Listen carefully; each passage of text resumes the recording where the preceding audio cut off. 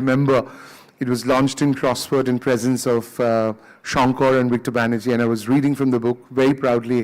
Remember that afternoon, I was younger then, but somehow Chorungi has been in my life in different ways, and I'm glad that we will begin this session at the Kolkata Literary Meet, Excite Kolkata Literary Meet, with parallel readings, one in Bangla from the original, the iconic Chorungi, and then I will read from Arunava's translation. Thank you and have a great session with all of us. We look forward to questions later. And I'll invite Mo on stage to begin this session with her reading. Thank you.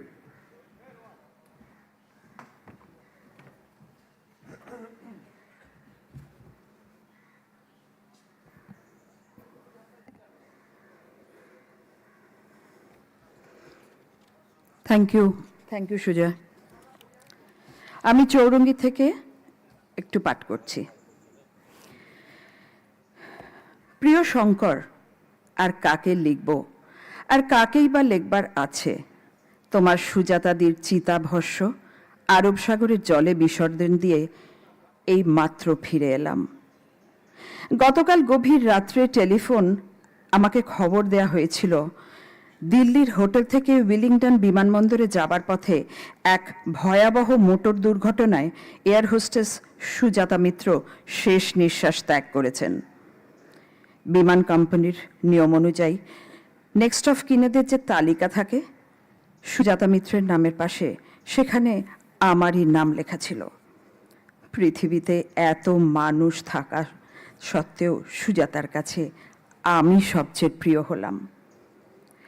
হাওয়াই কর্তৃপক্ষের সৌজন্যের কার্পণ্য করেননি। সুজাতার শেষ ইচ্ছে মতো তার মৃতদেহ বিশেষ বিমানে আমার কাছে পাঠিয়ে দেবার ব্যবস্থা করেছিলেন। সব স্মৃতিকে এখন দীর্ঘস্থায়ী স্বপ্ন বলে মনে হচ্ছে। নিজের চাকরি এবং স্বার্থের কথা ভেবে বিয়েটা আমি পিছিয়ে দিয়েছিলাম, কিন্তু সে আমাকে আপন বলে স্বীকার করতে কোনো দ্বিধাই করেননি। শুনলাম সুজাতার অফিসে ক্ষতিপূরণের টাকা আমার নামে দেয়া নির্দেশ করে দিয়েছেন। জীবন মৃত্যুর সন্ধিক্ষণে সর্বদা দাঁড়িয়ে থেকে জীবনকে সে অনেক সহজভাবে নিতে পেরেছিল। আমার মতো স্বার্থের দ্বন্দ্বে নিজেকে ছোট মনে করেনি। এখন আমাকে বড় লোক বলতে পারো, কিন্তু রাজপুত্র আবার ধোপার ছেলেতে রূপান্তরিত হলো। এখানে একলা টিকে থাকা আমার পক্ষে সম্ভব নয়। শাহজাহানে ফেরবার ইচ্ছে ছিল, কিন্তু সে উপায় নেই। তাই আফ্রিকার স্বর্ণ উপকূলে মার্কো যে হোটেল গড়ে তুলছেন সেখানেই যাবার সংকল্প করেছি। আগে বলিনি, আজ তোমাকে জানাই। হয়তো কোনোদিনই না হলে সুযোগ পাবো না। সুজাতা তোমার সম্বন্ধে খুব উচ্চ ধারণা পোষণ করত। সে বলেছিল, দেখে নিও, he is an exceptional person. Exceptional, অসাধারণই বটে। শাহজাহানের ছাদের ঘরগুলো একসঙ্গে অট্টহাস্যে ফেটে পড়ল। সত্য সুন্দরদার চিঠিটা আমি পকেটে পুরে ফেলেছিলাম, কিন্তু মনে হলো ওরা সবাই জেনে ফেলেছে। সুজাতাদির ঔদ্ধত্য এবং আমার দুঃসাহস থেকে ওরা হেসে গড়িয়ে লুটোপুটি খাচ্ছে। রাত অনেক হয়েছে, কিন্তু এই বাড়ির প্রতিটা ইট যেন নিজের মধ্যে বলাবলি করছে, শাহজাহান থেকে চাকরি যাওয়া ওই এক্সেপশনাল লোকটিকে তোমরা চিনে রাখো। পাগলের মতো আমি নিচে নামতে শুরু করলাম। রাতের অন্ধকারে ক্যাবারে উৎসবের শেষে শাহজাহান ঘুমিয়ে পড়েছে, কিন্তু শাহজাহানের টেবিল, চেয়ার, সিঁড়ি সবাই যেন আমাকে দেখে হাসি চেপে রাখবার চেষ্টা করছে। আমার এত দিনের পরিচিত কাউন্টারটাও আমাকে বুঝল না। সেও হাসছে, বলছে, লজ্জা করে না? কোথাকার একটা মেয়ে প্রেমে মাতাল হয়ে কাকে কি বললে, আর গাধা তুমি সেটাই বিশ্বাস করলে। মধ্যরাতে central avenue, Dharmatala, Chowringhee road সবাই ঘুমে অচৈতন্য, শুধু শাহজাহানের নিয়ন আলো একজন বরখাস্ত কর্মচারীকে ব্যঙ্গ করার জন্যই যেন নিভছে আর জ্বলছে, নিভছে আর জ্বলছে। এখন আমার হারাবার কিছু ভয় নেই, আমার যা ছিল সবই বিসর্জন দিয়েছি। তবে লজ্জার হাত থেকে নিজেকে রক্ষা করতে পারছি না। অনেক আগে ক্লাইভ বিল্ডিংয়ের এক অশিক্ষিত দারোয়ান এইভাবে আমাকে লজ্জায় ফেলেছিল, আর আজ সমস্ত স্থাবর কলকাতা সুযোগ পেয়ে আমাকে ব্যঙ্গ করছে, ওই চলেছেন, ওই তোমাদের এক্সেপশনাল পার্সন চলেছেন। Central avenue, Chowringhee, park street ছাড়িয়ে পাগলের মতো হাঁটতে হাঁটতে থিয়েটার রোডের মোড়ে কখন হাজির হয়েছি খেয়াল করিনি। ইলেকট্রিক আলোর পোস্টগুলো পথের ধারে আমাকে ব্যঙ্গ করতে ছাড়েনি। এখন যেখানে বিড়লা প্ল্যানেটোরিয়াম, সীমাহীন আকাশের সংখ্যাহীন জ্যোতিষ্কের সংবাদ যেখানে রয়েছে, ঠিক সেখানেই আমি সাধারণ চোখেই আকাশের তারাদের সঙ্গে সেদিন সংযোগ স্থাপন করেছিলাম। ভিক্টোরিয়া মেমোরিয়ালের দিকে যাবার পথে বিশাল বনস্পাতির দল আমাকে আশ্বাস দিয়েছিল, ওরা বলেছিল, আমরা জানি না, হয়তো তুমি অসাধারণ, কে জানে। গাছের পাতার ফাঁক দিয়ে সুদূর আকাশের তারারাও যেন সেই মত সায় দিয়েছিল, আমরা হাসব না, আমরা ব্যঙ্গ করব না, কে জানে কোথায় কি আছে, আমরা শুধু নীরবে দেখে যাব। আগামী যুগে প্ল্যানেটোরিয়ামের কোনো কল্পনাপ্রবণ দর্শক সীমাহীন গগনের ইশারা থেকে কোনো নবজীবনের ইঙ্গিত পাবেন কিনা জানি না, কিন্তু সেই জনহীন রাত্রে দূর আকাশের তারা আমাকে নতুন জীবনের আশ্বাস দিয়েছিল। বিষয় ভরা এই ভুবনে সেই মুহূর্তে আমি যেন নতুন করে জন্মগ্রহণ করলাম। সেই মুহূর্ত থেকে এই পৃথিবীকে, এই শাহজাহান হোটেলকে যেন অন্য রূপে দেখতে শুরু করলাম। সুজাতাদি, করবী গুহ, কোনি, গোমেজ, সত্যসুন্দর বোস, কারোর জন্যই আমি আর বিধাতার আদালতে অভিযোগ করব না। আমি কেবল নিজেকে প্রকাশ করব যে অসংখ্য প্রাণ আমাদেরই মতো নানা দুঃখে জর্জরিত, তাদের সঙ্গে নিজের দুঃখ সমানভাবে ভাগ করে নেব। শান্ত মনে আবার চৌরঙ্গি পেরিয়ে সেন্ট্রাল অ্যাভিনিউর পথে দাঁড়িয়েছি। দূরে নিয়ন শোভিত শাহজাহানের ক্লান্তিহীন ত্রিনয়ন তখনও জ্বলছে আর নিভছে। শেষবারের মতো এই আশ্চর্য জগতের দিকে তাকিয়ে এক বিচিত্র অনুভূতি আমার মন ভরে উঠল। অনেকদিন আগের এক পুরনো ঘটনা হঠাৎ মনে পড়ে গেল। ঊনবিংশ শতাব্দীর শেষ দিকে আমাদের এই কলকাতা দেখতে ইংরেজ কবি রুডিয়ার্ড কিপলিং এসেছিলেন আর এক প্রাচীন হোটেলে আশ্রয় নিয়েছিলেন। এই ভয়াবহ শহরের ভয়াবহ রাত্রির সঙ্গে পরিচিত হয়ে গভীর রাত্রে হোটেলে ফেরার পথে আমি যেখানে দাঁড়িয়ে রয়েছি তারই কাছে কোথাও তিনি থমকে দাঁড়িয়েছিলেন।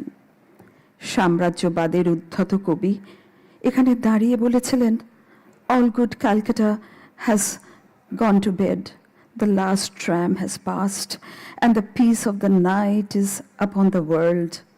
Would it be wise and rational to climb to the spire of that kirk and shout, 'O true believers, decency is a fraud and sham. There is nothing clean or pure or wholesome under the stars, and we are all going to perdition together. Amen.'"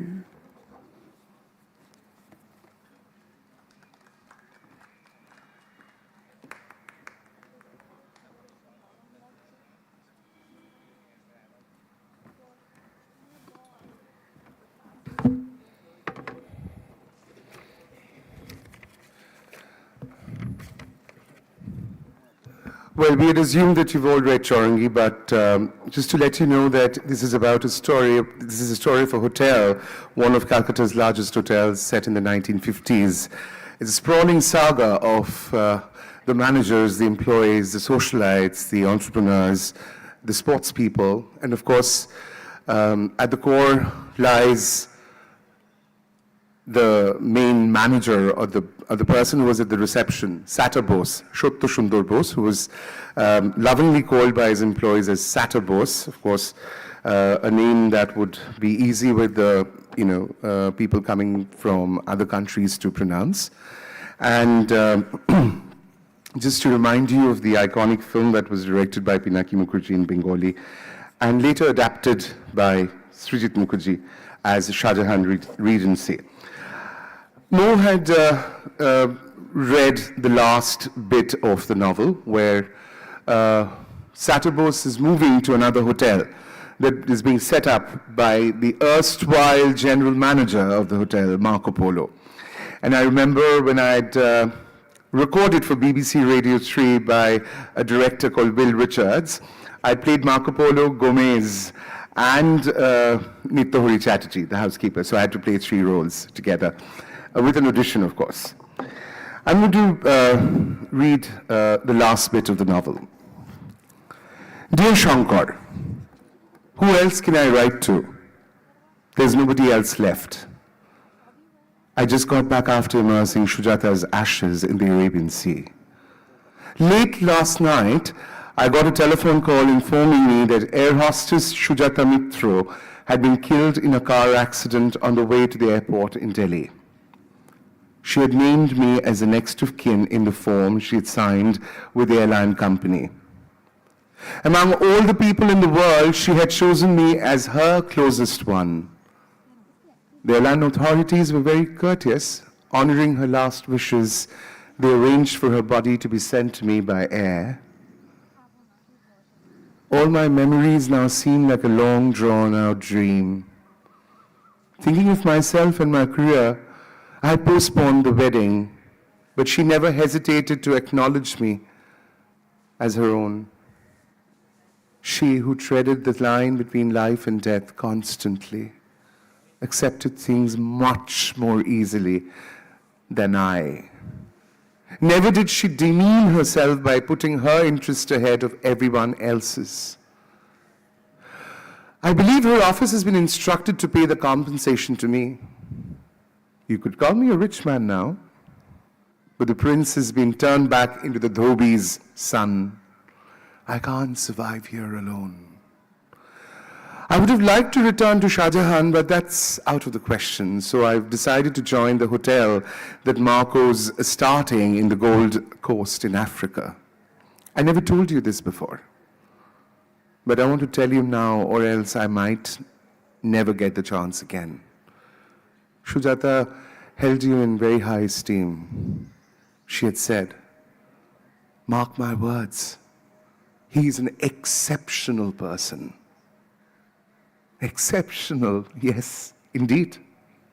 The rooms on the terrace burst into laughter. I put Bosda's letter in my pocket, but they seemed to have found out what it said and were rolling in mirth at Sujata's opinion of me. All the bricks in the building seemed to be telling one another, forget not this exceptional person. Like a madman, I rushed down the stairs. It was late. The cabaret had ended, and Shah Jahan had fallen asleep. But the tables, the chairs, the staircase, all seemed to be suppressing their smiles at the sight of sight of me. The counter I had known for so long didn't sympathize either. It too laughed at me. Aren't you ashamed of yourself? Some woman drunk on love says something to someone and you believe it? You fool. Central Avenue, Dharmotala Street, Chowringhee Road were all asleep. Only the neon light of Shah Jahan kept blinking to mock a sacked and broken employee. I had nothing left to lose anymore. Whatever I had was gone. A long time ago, an uneducated doorman on Clive Street had shamed me in exactly the same way.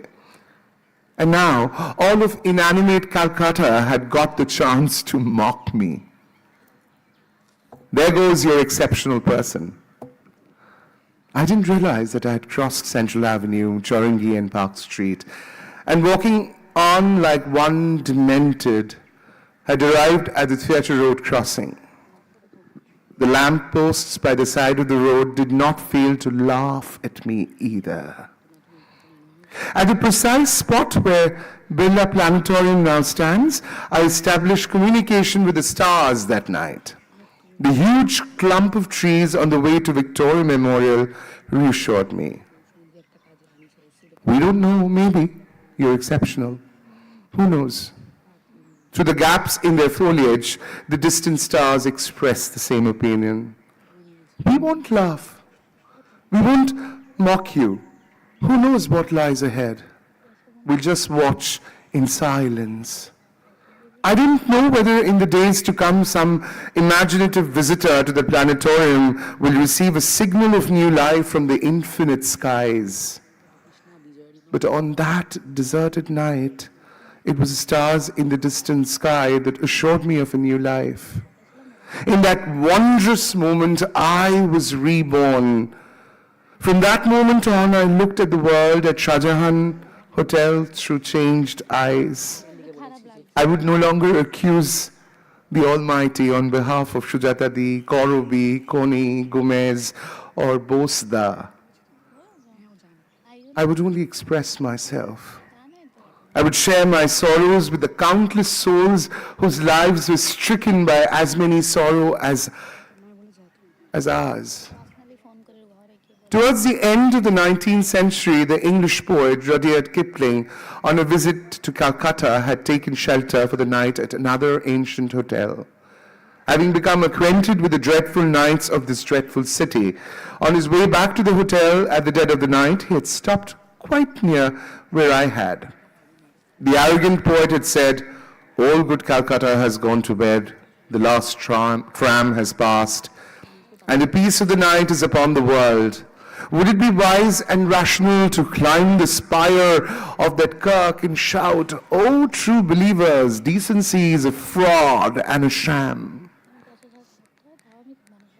There is nothing clean or pure or wholesome under the stars, and we are all going to perdition together. Amen."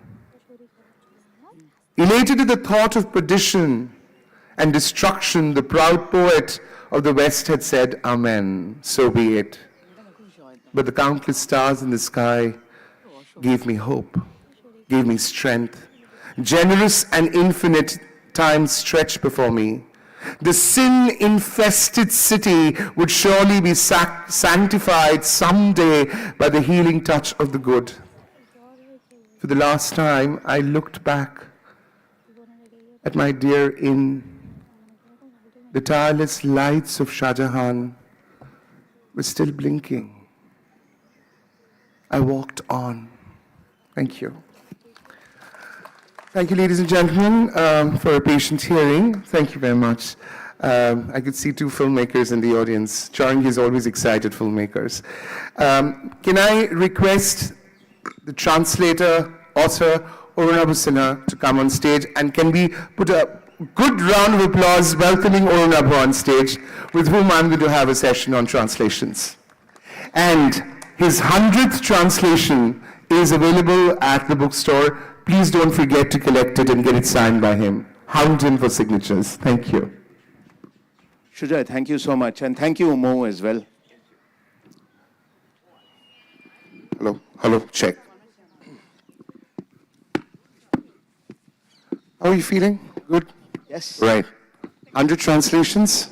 My God, must be a long journey. Yeah. I mean, I've translated Chowringhee in 1992. 1992. 30 years after the novel came out in Bangla. That's right, 2007. And then it lay in cold storage for 14 years. Really? Till an editor at Penguin, Dia Kaur, decided she wanted to publish Chowringhee. Right. And asked Shankar for the manuscript. Asked Shankar whether she could do it. Shankar told her that there was a translation. He had forgotten who'd done it. And sent her the printout. Fortunately, I'd put my name on it. Wow. And that was how it all began. So Shankar and Dia are the two people who've really set me off on this journey. No, so that kind of brings me to something which I'm always curious about. How do you go about translating an author who's living and who's still around and his works? I mean, there would be so many things which would be familiar and which would be unfamiliar for a milieu that you're translating for.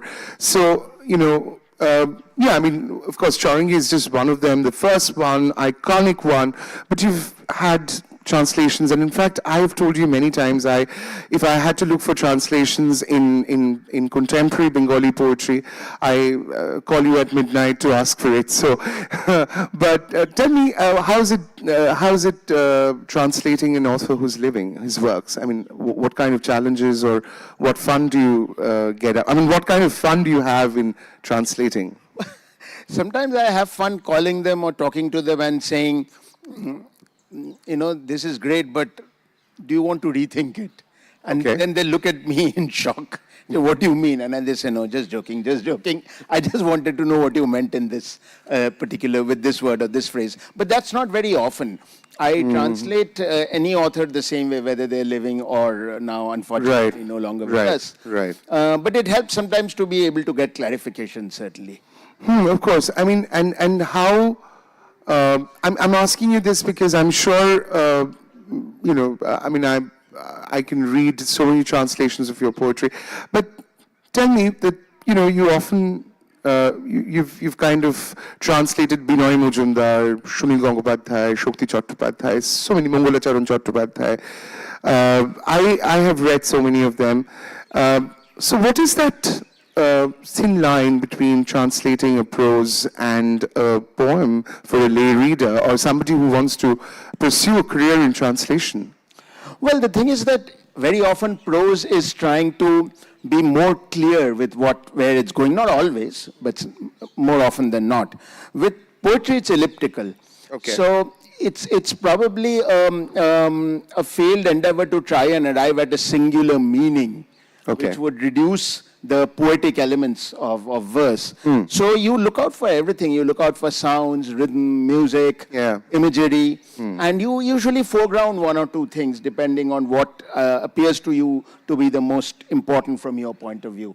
And which is why you'll find that two translators will never, their prose translations might converge, but their poetry translations never will. Because they're reading different things. Also somewhere or the other, when this particular poem by Sunil Gangopadhyay, which I often revisit, and interestingly, I also revisit the translation, The City of Memories, Sriti Shahar.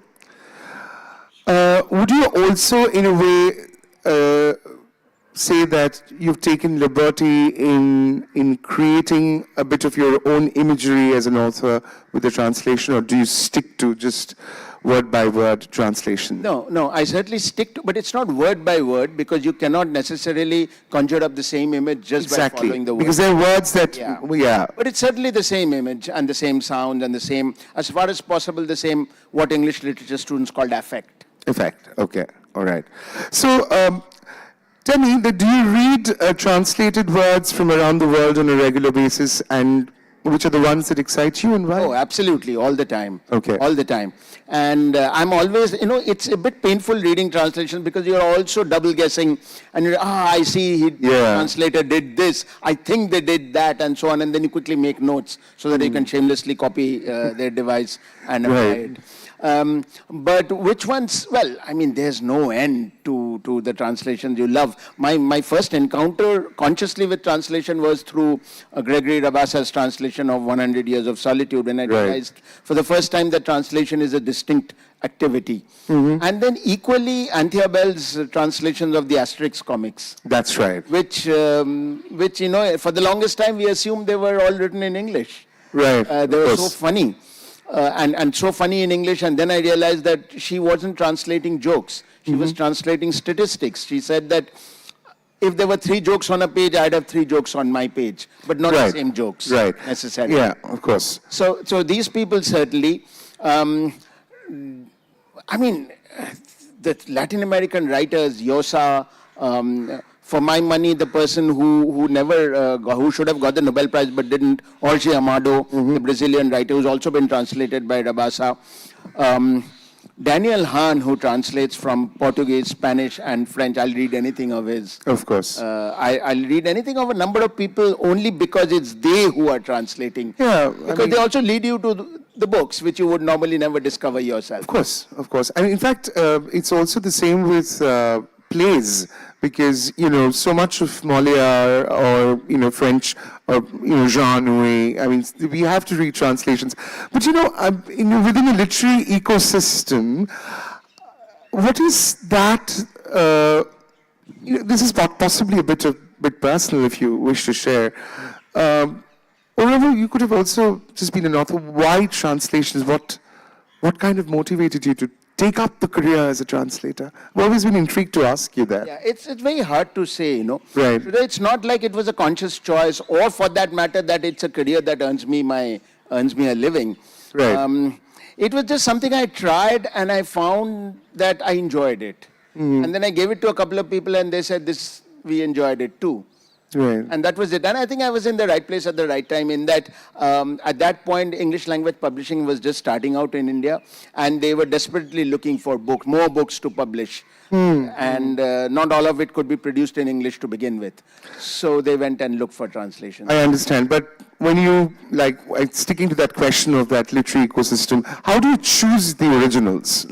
How do you go about doing that? Or because I know you have commission work also, but that's also changed over the years. That's also changed. Yes. Okay. Initially, it was very much a question of looking at the Bangla canon, because so much of it was unexplored in terms of translation. Right. But as I moved on, I also realized that Bangla Sahitya has its equivalent of dead white men, who are, there was this group of upper caste male writers writing not from the periphery but from the mainstream, who were being published over and over again. And I think it's not that their work is undeserving of the fame that it has got. Right. The path was easier because it was just them. So I've been increasingly looking at people whose voices might be more on the fringes and marginalized, which very sadly starts with women writers. True. And what has been your, your journey like with writer? I mean, let's talk about female writers, not feminist writers, because feminism can be defined univocally in different ways. But let's talk about something more interesting that intrigues me also. How does the politics of the original and the translator's politics converge, meet, collide? How does that happen? Yeah. Well, sometimes it can happen that your politics actually is opposed to the latent politics of the text. For example, Sharadindu Bandyopadhyay, Tungabhadra Tire, which very clearly presents the Yavanas, as they're called, Jobonra khub kharap lok, tarai doshu, tarai shotru, they're the ones who are coming in, which is a view we hear now a great deal. So at the same time, it was a choice of not translating the book, which I didn't want to take. Maybe 10 years later, I might not have. But at that point, we lived in calmer, gentler times. So I did add a note saying that, don't shoot the messenger. The author has a certain view, or rather the narrator has a certain view. You need not even assume it's the author's view. Right. And the translator is only telling you what the text says in another language. Well, this era is of Instagram, Facebook, whatever. I mean, I'm sure there'll be thousands that I don't know of. But in the digital era, how do you think social media has contributed to your work as a translator? Because, it's a free domain. Everybody can, today if I knew French and I want to translate French poetry, I could do that, possibly if I knew the language and if I knew the job of a translator. Because, there's a very thin line, being a professional translator and somebody who wants to, it's like one day I was so intrigued by Rupam Islam's lyrics. By the way, he turns 51 today. It's his birthday, the iconic rock star from Bengal. I find his poetry amazing and I wanted to translate. But, I'm not a translator, really. I've just found something interesting. And I posted it on social media, which got me my brickbats and also a bit of a pat on the back as well. How do you deal with social media and translations today? Well, to begin with, just to answer a slightly different point you made, Please. everybody is actually a translator. We are all fortunate enough to be at least biliterate, and you'd be surprised how well you can take to translation if only, I mean, you've tried it, but I would ask everyone to do it, because, you know, it unlocks something in your head, which you didn't know was locked away. Now, as for social media, it's been helpful in a number of ways. I Right. started out by posting samples of my translations on Facebook, where people read, they came back. I hope that it led to more people knowing about my work, and maybe some of them went out and bought and read the books. Since then, what has happened is that it's also enabled others to come and talk to me, which I find, it's a great gain for me, because a lot of readers, a lot of people who want to translate, and a lot of young people in general have reached out through social media because that is their chosen medium of communication. And I try to answer all of them as far as possible. And it has also led to great things such as mentorships and so on. Right, of course. What do you mean by a mentorship in translation? What exactly do you do? There are a number of formal programs where experienced translators are picked to mentor young translators or emerging translators, so guide them through the process. There's something called South Asia Speaks, where for a year I mentor 1 or 2 translators every year and guide them through a process of working on a manuscript and taking it to some kind of finish form. There are workshops that you do. Yeah, at my university, I teach translation courses at Ashoka University. Wonderful. And there are informal mentorships as well, in the sense that people come and ask for advice. I sit with them, spend an hour with them, and try to... I thank you very much for talking to us about people who are aspiring to possibly take up a career in translation. Let's talk to something which is Bengal's favorite, Rabindranath Tagore. How relevant, I mean, let's not talk about relevance and contemporary, because আমরা জানি রবীন্দ্রনাথ কতটা সমকালীন, but tell me honestly, what is the challenge of translating Tagore for readers today in 2026? See, the real challenge is that he was never heavy. He's deep but not heavy. He doesn't weigh you down. Despite the complexity of his language, his choice of words, and especially in his poetry and his songs, the way he rhymes and uses rhythm is so perfect that you cannot imagine any other words or anything else there, right? Okay, yeah. And yet what he is telling you, it flies. It doesn't crawl. So to be able to capture all of these in a translation in the English language, which is necessarily a guttural language, it's full of hard consonants, not as much as some other European languages, but certainly quite hard. It's very hard to achieve that souffle kind of lightness. Yeah. Right? Yes. And if you get caught up in taking Rabindranath's words literally and putting them there, then they become mess. In English, they become a mess. Right? So you necessarily have to prune, but at the same time, you can't take away the heart of it. So I would say it's basically always, translating Rabindranath is always a work in progress.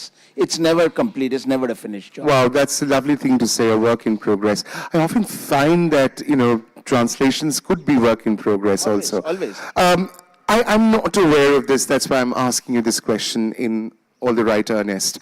I'm personally, like many other readers of Bengali literature, is very fond of Shamarush Bose, who's also celebrating his centenary this year. Have you translated Shamarush Bose? Yes, I have. Okay. I've translated Mahakaler Rather Ghoda, Wow. which was published as Fever in English. Lovely. So have you, that's the only writing that you've translated? Other than a couple of short stories. Other than a couple of short stories. But today, if somebody tells you to kind of translate a Bibor or a Prajapati, which was, which created a lot of controversy in the 70s, I'm sure, because of the politics, the gender politics, because of the politics of the time. But today, do you think it's going to be easy for readers to appreciate translation works of, writers like Shamarush Bose? Do you think so? Oh, most certainly. Okay. He was a very powerful writer, Right. perhaps the most powerful writer of his generation. And that alone talks to readers. of course, one will have to examine whether what was then revolutionary continues to be revolutionary or not. It might Right. seem quite staid. Right. So many decades later, the world has moved on. But even so, works, literature also are a slice of history. Right. And therefore, it is Right. sometimes important to read them for what they meant at that time. You know, I'm sticking to Bengal because, that's what you have done. I mean, you've enriched the world of translation by bringing into fore globally work of Bengali writers, possibly whose work would never be translated. But tell me something, do you think that translators often play second fiddle to authors? No, I don't think so. Translation is by choice. Okay. A space where you cannot be as loud as the author. Right. Lawrence Venuti talked about the invisibility of the translator. And the translator indeed needs to be invisible in as much as they have to persuade the reader that they're reading the author and not the translator. Right. But translators still have the last laugh because every word is theirs. Right, of course. And, as a translator, you've also translated from English to Bengali. Tell us a bit of that journey, Arunava. Yes, well, that was much later, and I've never really written in Bangla. But at some point, I felt that this is something I need to do, only to expand my own horizons. In terms of not just speaking in Bangla, but also writing in it. But as it turned out, translating into Bangla actually was more of an oral endeavor for me. Right. In the sense that because I'm used to speaking in Bangla, when I write, it looks very stiff. But when I speak, it unlocks a different part of my vocabulary altogether. Right. So the 3 full-length books that I've translated so far into Bangla have all started life as oral translations, where I would actually record the translations and then edit them on the screen. Wonderful. I'm going to be asking you 2 more questions because of my own interest and also part of the LitMit, and open this forum. But before that, I want to know something which might not be of interest to a lot of people here, but it's interesting for me. How do publishers look at translations today? Do you think it kind of balances their P&L? Do you think people are coming forth to publish translations? Well, if the book you've published wins the International Booker, then it not only balances your P&L, but balances many other books' P&L. And Penguin has been in the singular position of having 2 such books. That's right. 2 such books, both of which have sold upwards of 100,000 copies Wonderful. in translation. In comparison, Shankar's Chaurangi, which is probably the biggest selling translation that's not won an international prize, I think till date has sold about 30,000 copies, and that's over. Can we have a round of applause for that? It's celebrating our literature. But that's over 20 globally. years. Wonderful. Yeah. Whereas Fantastic. today, it's sometimes hard. 3,000 copies of a translation sold would be outstanding. Absolutely. And sometimes it's hard to sell even 300 copies. Yes, I'm sure. So all these truths exist in parallel. George Eliot once said that a good translator is infinitely below the man who produces good original words. I mean, I'm sure there are people who kind of troll translators too. Have you been subject to any trolling like that? Yes, by an author I translated. Tell us the story anonymously. Okay, no, I'll tell you, maybe anonymously, because there are 2 parts to the story. In the first part is when he didn't know me. And I translated one of his books, and then I went up to him with an ingratiating smile, and I said, hey, আমি আপনার বই অনুবাদ করেছি. And he looked me up and down and said, হ্যাঁ, কিন্তু আমারটার মতো তো ভালো হতেই পারে না. But the same writer, after I translated a second novel of his, actually at a Lit Fest said, no, this is truly the one good translation of my work that I've read.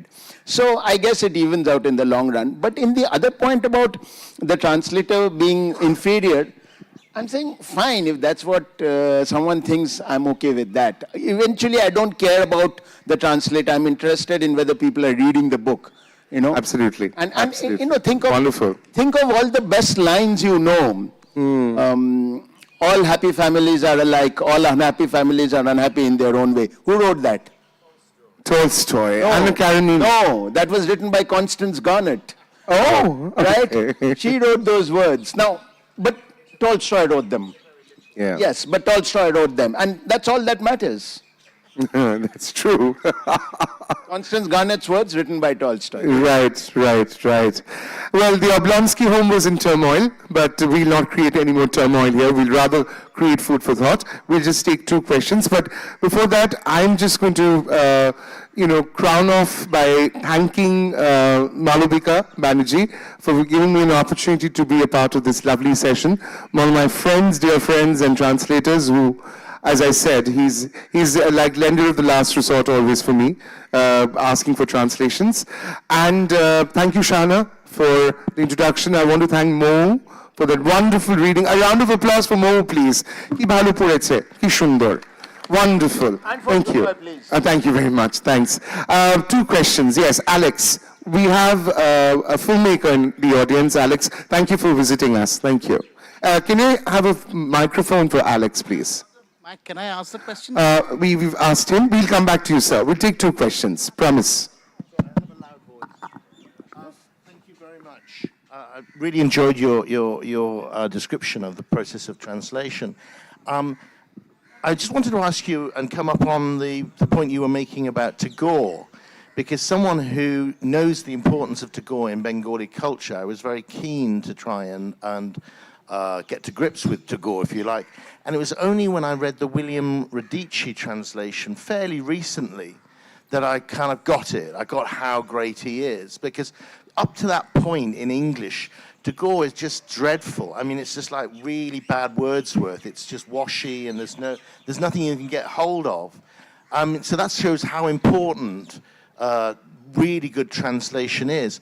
My question is this, which is, what would you think? How could you describe the irreducible? What can't be translated into English? What English, if you like, tries to reach for with Tagore and can never quite get, because of course in the residue of every language is its own particularity, its own genius. And that, of course, must be your constant struggle. What can't you? It's the sounds, it's the music. There's no 2 ways about that. But then, in all fairness, that's true of any language. Every language has its own intrinsic music, which you should not try to reproduce in another language. Look, for me, a work of translation owes itself to do the best it can to the language, in the language in which it's being written. Your fidelity is to the English language when you're translating into English. And then everything else follows. But you have to find your own music in English, which may not be the same music, but it has to be music nevertheless. You certainly have to be. It doesn't mean that you turn day into night. But if you're creating a work of beauty in a new language, then you owe it to the readers of that language to give them everything that's possible to create beauty in that language. I mean, ultimately, you're translating that beauty. Right, sir. Quickly. Yeah. Question for Arunava. The challenge, you have translated a very heterogeneous set of Bengali authors, from Rabindranath to Rajarshi Das Bhaumik, very contemporary. So in terms of the dynamics of the time, period, politics, and what has been the challenges in terms of, ultimately it's a transcreation happening. You can't have a very literal translation. So this, from olden periods to contemporary times, what have been the challenges? And very briefly, I want to ask, out of curiosity, who among the Bengali authors you find totally untranslatable? Maybe. I'll take that last question first. I find him extremely difficult to translate, and I've been trying for over 10 years now. But at someday I will get there, unless health overtakes me. That's Kamal Kumar Majumdar. Indeed. But I will get there. I'm not going to stop without translating him. As for going through a range, I just wanted to do a quick commercial here. The last book that's been published covers 200 years of Bangla writing in translation, The Bengal Reader. And it starts with Raja Rammohan Rai talking about Shotidaho and why it should not be pursued. And it ends with a writer named Abhijit Majumdar, whose book is called Bostone Bonge. So you can see, and get the pun. So, you can see the range that any writing in any language will have covered. And really what I try to do is to be led by the text entirely. I mean, I'm not a scholar, and I don't try to delve too much into the literary aspect of the writer's works, because then you can be paralyzed. I'm just going by what is in front of me. And the language changes as the years go by and as the writer changes. So I just try to follow that, listen very closely, not just read. And try to do something that also sounds the same to me in a new language. Sometimes it means you have to, a dictionary is my constant companion.